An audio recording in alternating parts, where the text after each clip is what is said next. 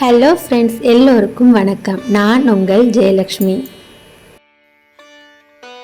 இன்னைக்கு எனக்கு ரொம்பவுமே பிடிச்ச ரொம்ப மகிழ்ச்சியான நவராத்திரி பூஜையோட vlog தான் உங்ககிட்ட ஷேர் பண்ணியிருக்கேன் ஃப்ரெண்ட்ஸ். இந்த தருணத்தில் என்னோட சேனலை சப்ஸ்கிரைப் பண்ண 200 சொந்தங்களுக்கு என்னோட மனமார்ந்த நன்றிகளை தெரிவிச்சுக்கிறேன். பொதுவாகவே நவராத்திரியில் 9 நாளுமே ரொம்பவே சிறப்பு. அதுலேயும் கூடுதல் சிறப்பு அந்த கடைசி 2 நாட்களுக்கும் சரஸ்வதி பூஜையும் விஜயதசமியும். அந்த 2 நாள் பூஜையை மட்டும்தான் உங்ககிட்ட நான் இந்த விலாகில் ஷேர் பண்ணியிருக்கேன் ஃப்ரெண்ட்ஸ்.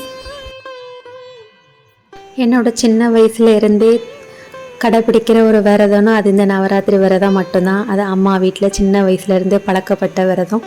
இன்னுமே அதை தொடர்றதில் எனக்கு ரொம்பவே சந்தோஷம். இந்த வருஷம் இன்னுமே கூடுதலாக ஒரு சந்தோஷம். 200 சொந்தங்கள்கிட்ட என்னோட பூஜையை ஷேர் பண்ணிக்கிறதுல எனக்கு கிடைக்குது. நவராத்திரிக்கு 9 நாளுமே நான் நைட்டு தான் சாமி கும்பிடுவோம். அதனால் இந்த சரஸ்வதி பூஜையுமே நாங்கள் நைட்டு தான் கொண்டாடுறது. காலையில் எப்பவும் போல் வழக்கமாக எழுந்து காலையில் எப்பவும் செய்கிற வழக்கமான பூஜையே பண்ணியாச்சு. கொஞ்சம் வித்தியாசம், கொஞ்சம் ஸ்பெஷலாக இருக்கட்டும்னு சொல்லிட்டு சரஸ்வதி பூஜைக்காக கொஞ்சம் கோலம் மட்டும் கலர் போட்டுக்கிட்டேன் சிம்பிளாக. ஞாயிற்றுக்கிழமை முந்தின நாள் இருந்ததுனால எங்களுக்கு குலதெய்வ பூஜை பண்ணுற வழக்கம் இருக்கிறதுனால குலதெய்வ பூஜை பண்ணிவிட்டு அந்த இதோடையே காலையிலையும் விளக்கேற்றியாச்சு. ஈவினிங்காக தான் பூஜை பண்ணுறதுனால காலையில் பெருசாக ஒரு வேலையும் இல்லை. ஏன்னா முந்தின நாளே எல்லாமே சுத்தம் பண்ணி தான் நாங்கள் குலதெய்வ பூஜை பண்ணனால க்ளீனிங் ஒர்க் எல்லாமே முன்னாடியே முடிச்சாச்சு. அன்றைக்கி அன்றாடமாக என்ன செய்வோமோ அந்த வேலைகளை மட்டும் முடிச்சுட்டு ஒரு 4 மணிக்கு தான் பிரசாதம் செய்ய ஸ்டார்ட் பண்ணேன். இன்றைக்கி அம்பிகைக்கு பிரசாதமாக சக்கரை பொங்கல், வெள்ளை சுண்டல், வெள்ளை கொண்டக்கடலை சுண்டல், பூம்பருப்பு, இந்த 3 தான் செஞ்சுருந்தேன். 3மே எங்களுக்கு சின்ன வயசுலேருந்தே அம்மா வீட்டிலருந்தே வர்ற பழக்கம். இந்த 3 இல்லாமல் எங்களுக்கு சரஸ்வதி பூஜையே இல்லைன்னே சொல்லலாம். அதே வழக்கப்படி நானுமே இந்த 3யுமே கண்டிப்பாக செஞ்சு வச்சிருவேன் வருஷம். இந்த வருஷம் அதே மாதிரி தான்.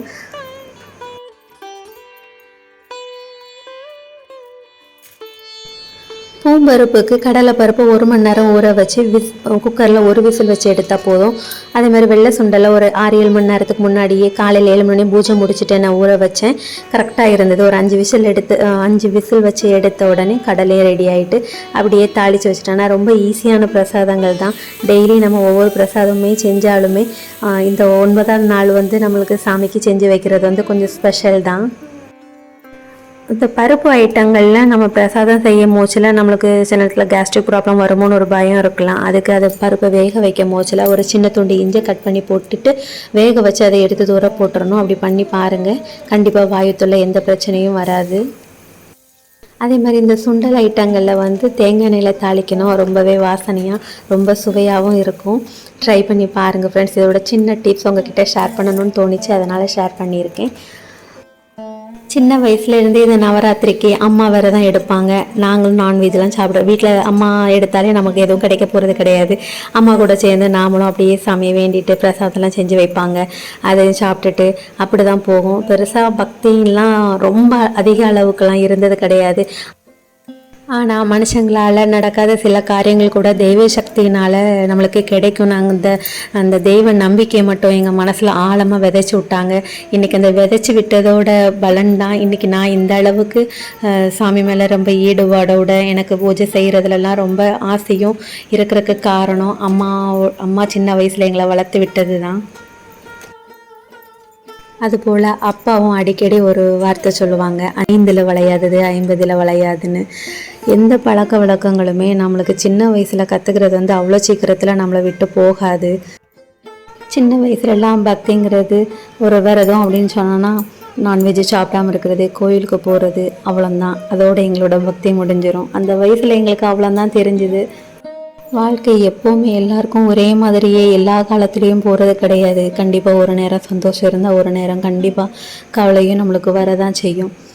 அப்படி ரொம்ப சந்தோஷம் வர மூச்சில் ரொம்ப துள்ளி குதிக்காமல் இருக்கிறதுக்கும், கவலை வர மூச்சில் ரொம்ப தோண்டு போகாமலும் இருக்கிறதுக்கும் கண்டிப்பாக நம்மளுக்கு ஒரு துணை வேணும். அந்த துணையாக தான் நான் கடவுளை பார்க்குறேன்.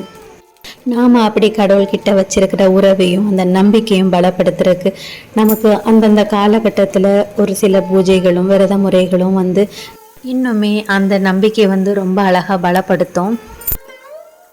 என்னோடய கல்யாணத்துக்கு அப்புறம் நிறைய விரதங்கள், சாமிக்காக நிறைய பூஜைகள் செஞ்சாலுமே கல்யாணத்துக்கு முன்னாடி அந்த சின்ன வயசில் நாங்கள் கடைப்பிடிச்ச ஒரே விரதம் இந்த நவராத்திரி விரதம் தான். நாங்கள் திருநெல்வேலி சைடுனால எங்களுக்கு இந்த நவராத்திரியே ரொம்ப கலகலப்பாக ஊரே அப்படி கொண்டாடுற அளவுக்கு தான் இருக்கும். எங்களுக்கு கொலு வச்சு கொண்டாடுற பழக்கம் கிடையாது. நாங்கள் தசரான்னு தான் கொண்டாடுவோம். சொல்லப்போனால் இந்த தசராவுக்கு எங்களுக்கு ஊரே களை கட்டி இருக்குன்னு தான் சொல்லணும். ஊர் ஃபுல்லாக சாமிக்கு மாலை போட்டு வேஷம் போட்டு தெருவில் வருவாங்க. அப்படி சாமிக்கு வர்றவங்களுக்கு நாங்கள் காணிக்க வைக்கணும். அப்படி ஒவ்வொரு மேலச்சத்தமும் எங்கேயாவது ஒரு இடத்துல கேட்டுக்கிட்டே இருக்கும். அங்கே வாசலுக்கு ஓடுறது, வீட்டுக்குள்ளே வர்றது, ஒரு மேலச்சத்தம் வந்தால் வெளியே ஓடுறது. இப்படியாக தான் எங்களோட சின்ன வயசில் இந்த நவராத்திரிகள் நவராத்திரி வந்தாலே நம்மளுக்கு பொதுவாக அந்த டைமில் லீவும் வந்துடும். அதனால் ரொம்பவே ஹாப்பியாக அது ஒரு புது அனுபவம். அந்த சந்தோஷங்கள்லாம் இப்போது நினச்சி பார்க்க போச்சுலையே அவ்வளோ ஒரு உற்சாகமாக அந்த காலங்கள்லாம் மறுபடியும் வராதாங்கிற மாதிரி தான் இருக்குது. இப்போ கல்யாணத்துக்கு அப்புறம் எல்லாமே மாறி போச்சு. சென்னையில் கொலு வைக்கவும் முடியாது. அந்த மாதிரி ஊரில் கொண்டாடுற மாதிரி அந்த கொண்டாட்டத்துலேயும் கலந்துக்க முடியாது.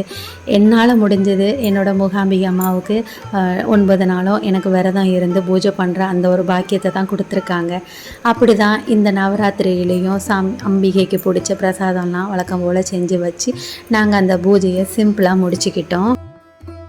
வீட்டில் பூஜை பண்ணிவிட்டு அப்படியே போய் கீழே போய் வண்டிக்கெல்லாம் பூஜை முடிச்சுட்டு சோறு தான் முக்கியங்கிற மாதிரி வேலையை பிரசாதம் தான். என் பையன் பறந்துக்கிட்டு நின்னா அவனுக்கு எல்லாம் பிரசாதம் வச்சுட்டு எல்லாரும் சேர்ந்து பிரசாதத்தை சாப்பிட்டுட்டு சந்தோஷமாக அந்த நாள் நிறைவு பண்ணியாச்சு.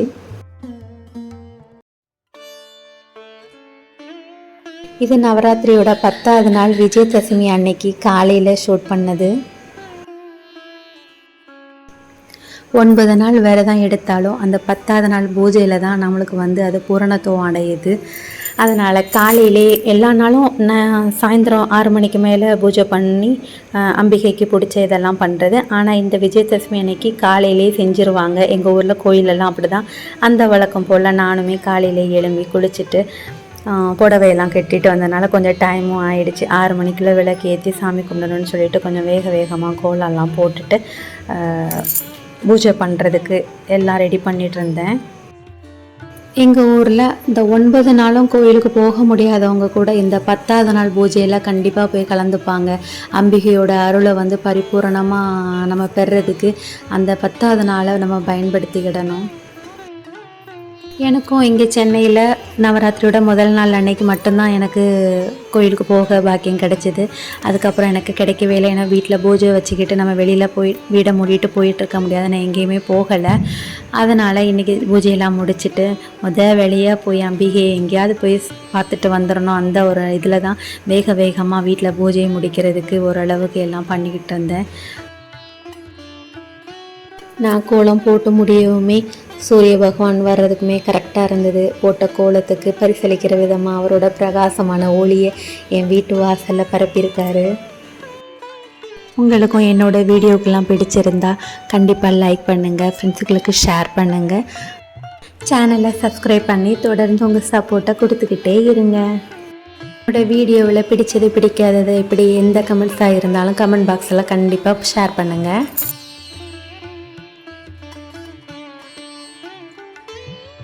கோலம் போட்டு முடித்ததும் வேலையாக சாமி ரூமில் சாமிக்கு விளக்கெல்லாம் ஏற்றி வச்சாச்சு. சாமிக்கு முந்தின நாள் நம்ம பண்ண பூஜைக்கு சாமிக்கு பிரசாதம் வச்சு படைச்சிருப்போம்ல, அதை எடுக்கிறதுக்கு ஃபஸ்ட்டு ஒரு கற்பூர ஆரத்தி காமிச்சு அந்த படைப்பெல்லாம் எடுத்துகிட்டு தான் நம்ம விஜயதசமி பூஜையை பண்ணுவேன். அதுக்கு வழக்கம் போல் எப்போவுமே விளக்கேற்றிட்டு இந்த தசங்கமும் கப்பு சாம்பிராணியும் ஒரு விளக்கில் பிடிச்சி முதல்ல அதை ஏற்றி வச்சிருவேன். தசங்கம் நான் கொஞ்ச நாளாக தான் ஏற்றிக்கிட்டு இருக்கேன்.